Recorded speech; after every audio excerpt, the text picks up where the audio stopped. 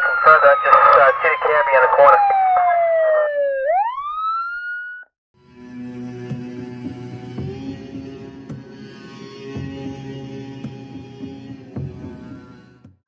I grew up on Vancouver Island, on the west coast of Canada. It's a beautiful place, usually peaceful. But in the early 90s, the whole island got gripped by fear when a kid disappeared from a park right in my neighborhood. It turned into one of those high-profile cases you hear about on TV, the kind that lingers like smoke in the air, refusing to clear. I was barely 3 years old then, so my memory is all secondhand stories and whispered warnings. My dad was in his mid-20s, just a few years into his career as a police officer. The missing kid part will come back later, but it's crucial to know that this was the backdrop when everything else started to unravel. One night, my dad was out on patrol with his partner. They had a camera guy riding along, some wannabe filmmaker shooting footage for a cheap Canadian knockoff of Cops. I don't think it ever aired, and you'll soon understand why. It was odd having a camera guy there even back then. Nowadays, that sort of thing wouldn't fly. It was a quiet night mostly. But as they cruised through the streets, my dad spotted a familiar work van. It belonged to Peter Hogben, a guy my dad had pulled over a few times before. Just a few days earlier, he'd stopped him because his insurance had expired. At the time, Hogben had a dead chicken hanging from his rearview mirror. Yeah, you heard that right. A dead chicken. Creepy, for sure, but not illegal. Dad had let him off with a warning and told him to get insurance or the van would be towed the next time. So when he spotted Hogben's van that night, he asked dispatch to run the plates. It came back still uninsured. They turned on the lights and pulled him over, the camera guy catching everything. Hogben was furious. His eyes were wide, nearly popping out of his skull. He was yelling, veins in his neck standing out like ropes. My dad explained that the van was getting towed. Hogben looked like he was on the verge of losing it completely. Dad and his partner had their hands on their holsters, ready to draw if it came to that. It rarely ever does, even more so in the 90s. But something about this guy, in that moment, made them ready. Hogben didn't attack them, but he did go berserk in his own way. He ripped apart his dashboard with his bare hands, tearing out parts and screaming like a man possessed. Today, he'd probably have been taken in for that. But back then it was just weird. Nothing more. Then, just as suddenly as he'd lost his mind, he calmed down like flipping a switch. He asked if he could grab his tools from the back of the van, saying he needed them for work the next day. Dad and his partner agreed, and Hogben took an axe and his tool belt and walked off into the night. As he left, Dad's partner muttered, "Jesus, he looks crazy enough to kill someone." All of this was caught on tape. They towed Hogben's van, and the rest of the night went on like any other. Or at least nobody else went so crazy they destroyed their own vehicle. The next night, they showed up for the briefing. Just a routine meeting to go over what to look out for, any curfews to check on, that sort of thing. They heard that a woman had been found beaten to death early that morning. If anyone had any suspicions or any leads, they were to report it immediately. Dad and his partner exchanged a look. "I think we know who did this," they said, almost in unison. Hogben was arrested pretty quickly after that. Turns out he was mad enough to kill someone. He had stalked another woman first, but she managed to get into her house before he could do anything. The woman he did kill, though, was a total stranger. He beat her to death with the blunt end of his axe. Her blood and DNA were found all over it. There was no escaping the evidence. That's where the missing kid thing comes in. The FBI's behavioral unit was in town, helping with the profile of who might have abducted the boy. When they heard about the Hogben case and learned there was footage of him losing it right before he murdered someone, they demanded to see the tape. They said it was incredibly rare to catch the exact moment a psychopath snaps on film. They wanted the footage to show trainees back in Quantico. So somewhere out there, there's a video used for FBI training with my dad and his partner in it. I think about how my dad's partner carries a lot of guilt for what happened. He'd joked, half seriously, that Hogben looked ready to kill someone, but it wasn't his fault. They'd done everything by the book. They had no grounds to arrest Hogben at the time, but I get why it would mess with him. As for the missing kid, he's still missing. The FBI couldn't even agree on whether it was a family member or a stranger who took him. His name is Michael Dunahee. If you're from Canada, you've probably heard of him. There are also plenty of true crime podcasts and YouTube videos about him. His disappearance became the horror story our parents told us to keep us away from strangers. His disappearance lingered over my childhood. Once, my friends and I found some deer bones in the woods and convinced ourselves it was Michael's remains. It wasn't, of course. But that's the sort of thing that sticks with you for a long, long time.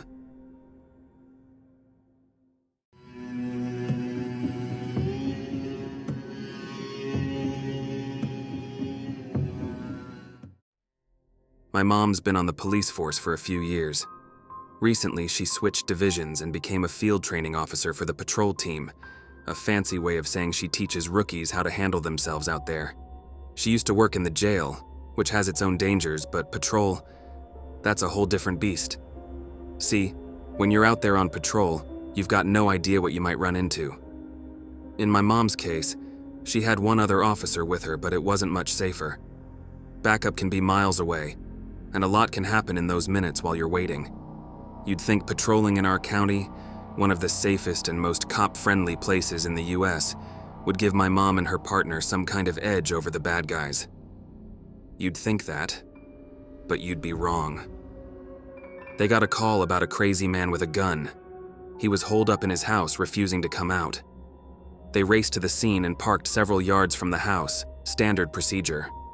The guy lived in a semi-rural part of town, one of those places where houses are just close enough to feel like a neighborhood, but far enough apart that screaming wouldn't always bring help.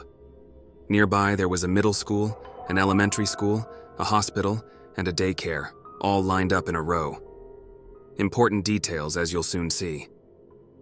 My mom and her partner stepped out of the car and crept up towards the house. That's when the first gunshot rang out, a sharp crack in the cold air aimed right at them. They scrambled back behind their patrol car, frantically calling for backup. My mom's partner pulled out his rifle, a reflexive move for better defense. More patrol cars flooded the scene just as the man burst out of his house, firing wildly. A single shot, then several more. The officers returned fire, but something caught everyone's attention. The loud, unmistakable clang of a school bell. It was 3 p.m. The school had just let out, and suddenly, 1,000 middle school kids were gathering in buses, cars, or walking home. And the maniac with the gun heard it too.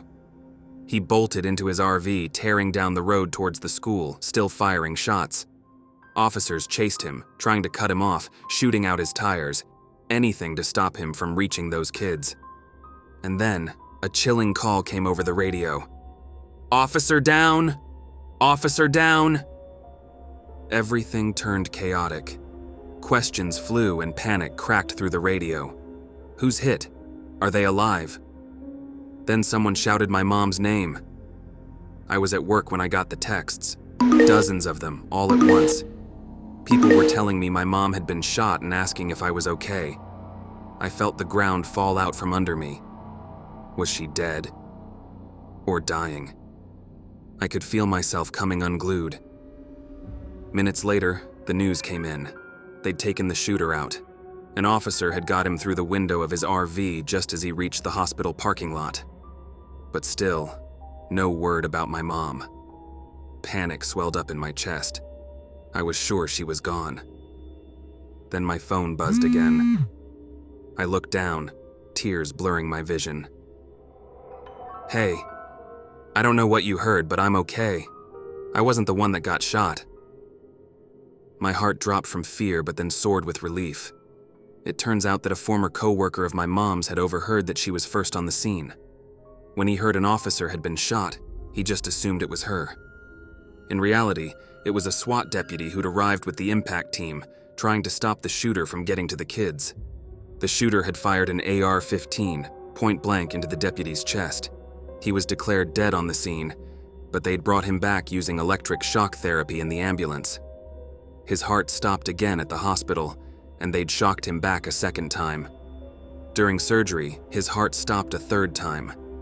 The doctor was literally holding his heart in his hands, squeezing it to get it to beat again.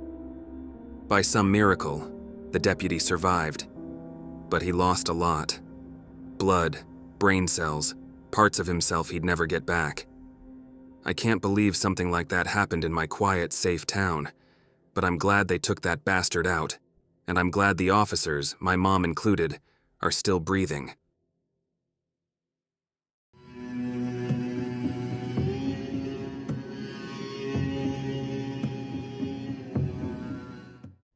I got a call over the radio about a missing husband.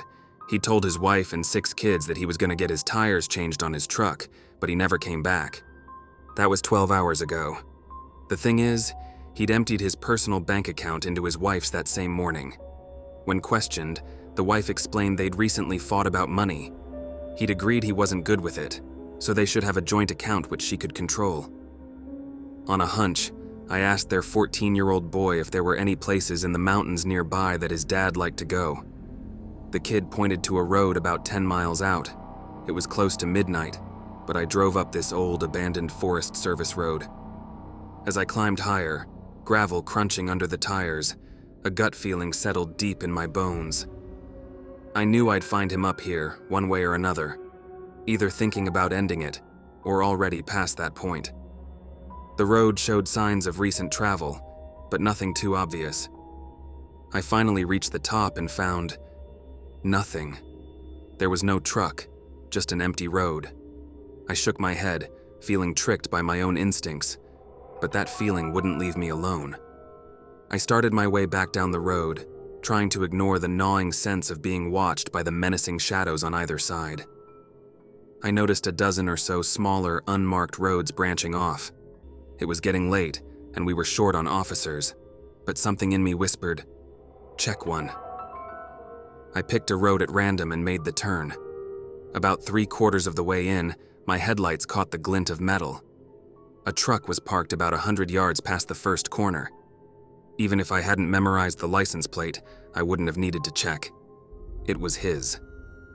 I radioed in, parked, and approached slowly. My heart pounded like I was running a marathon, though I was only walking.